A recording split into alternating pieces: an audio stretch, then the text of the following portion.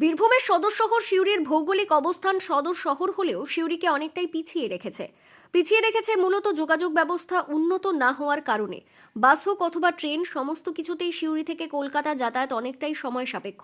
এরপর আবার পর্যাপ্ত ট্রেন না থাকার কারণে এই সমস্যা আরও কয়েক গুণ বেড়েছে বছরের পর বছর ধরে। তবে এসবের মধ্যে এবার সিউড়ির বাসিন্দাদের জন্য সুখবর দিল ভারতীয় রেল। কেননা এবার সিউড়ি রেল স্টেশনে দুটি দূরপাল্লার ট্রেন স্টপেজ দেবে। যে দুটি দূরপাল্লার ট্রেন স্টপেজ দেওয়ার পরিপ্রেক্ষিতে সিউড়ির বাসিন্দাদের উত্তরবঙ্গ হোক অথবা দক্ষিণবঙ্গ ভ্রমণ অনেকটাই সহজ হয়ে দাঁড়াবে। রেলের তরফ থেকে বিজ্ঞপ্তি জারি করে জানানো হয়েছে 12551 ও 12552 SMVT Bengaluru Kamakhya SMVT Bengaluru express ট্রেনের স্টপেজ পাবে সিউড়ি। এই ট্রেন দুটি যথাক্রমে সিউড়ির ওপর দিয়ে রাত 10টা 3 এবং ভোর 5:30 নাগাদ পেরিয়ে যায়।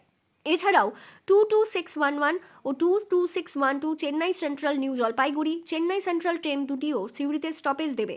এই ট্রেন দুটি সিউড়ি শহরের ওপর দিয়ে পেরিয়ে যায় সন্ধে 7টা 3 ও সকাল 5:30 নাগাদ। আশা করা হচ্ছে এই দুটি সময়ই বা সামান্য এদিক ওদিক সময়ের পরিপ্রেক্ষিতে সিউড়িতে স্টপেজ পাবে দু জোড়া ট্রেন।